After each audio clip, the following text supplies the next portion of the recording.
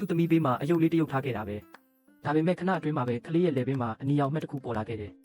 ဒေါသထွက်သွားတဲ့အဖွားကအယုတ်ကိုဖမ်းယူပြီးမြေကြီးပေါ်ပစ်ချလိုက်တယ်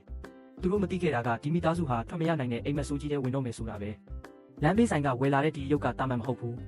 အဲ့ဒီအထဲမှာမကောင်းဆိုးဝါးတစ်ကောင်ကန့်ညိနေခဲ့တာ9 နှစ်ကြာပြီးနောက်ဟီကောက်ရဲ့သမီးကကြောက်တက်ရမယ့်အရွယ်ရောက်လာတယ်အချိန်ကြာလာတာနဲ့အမျှအိမ်နောက်ဗီဒီယိုထဲပစ်ထားတဲ့အယုတ်ကိုလူတိုင်းမေ့သွားခဲ့ကြတယ်ဒါပေမဲ့တနေ့မှာတော့သမီးလေးရဲ့မှန်လုံးတစ်လုံးကတူလောင်ခန်းထဲလှိမ့်ဝင်သွားပြီးအယုတ်ကိုပြန်တွေ့သွားခဲ့တယ်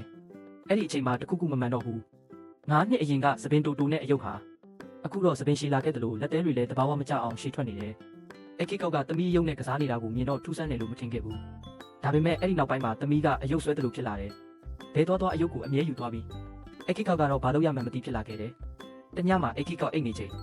အရင်မဲတစ်ခုကအခန်းထဲတဖြည်းဖြည်းဝင်လာပြီးသူ့အိတ်ရာပေါ်တက်လာခဲ့တယ်အဲ့ဒီချိန်ကစပြီးဒီအယုတ်ကတကယ်မကောင်းတာလို့သူယုံကြည်သွားတယ်နောက်ထပ်ကြောက်စရာတွေမဖြစ်စေဘူး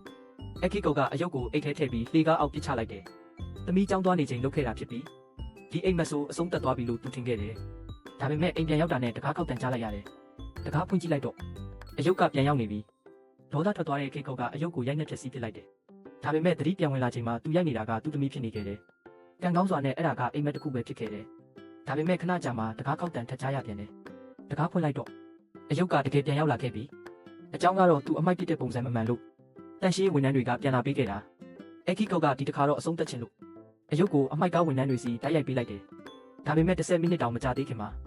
အောက်ထပ်ကနေအရေးပေါ်ရင်တန်ကြီးထွက်ပေါ်လာခဲ့တယ်တခုခုလုံးဝမနေပြီအဲ့ကိကောက်အပြင်ကိုပြေးထွက်သွားတော့အမိုက်ကားပြက်ပြီးဝန်ထမ်းတယောက်ရဲ့ခြေထောက်ညက်နေခဲ့တယ်ကြောက်လန့်နေတဲ့ကိကောက်ကမော့တော်မကြည့်ရတော့ဘူးဒါပေမဲ့ခဏအကြာမှာကလားကနောက်ကနေအယုတ်ကိုကင်ထားတဲ့သူ့သမီးထွက်လာတာကိုတွေ့လိုက်ရတယ်အဲ့ဒီအချိန်မှာတော့သူနားလဲသွားခဲ့တယ်ဒီမကောင်းဆိုးဝါးအယုတ်စီကနေသူတို့ဘယ်တော့မှလွတ်မြောက်နိုင်မှာမဟုတ်တော့ဘူး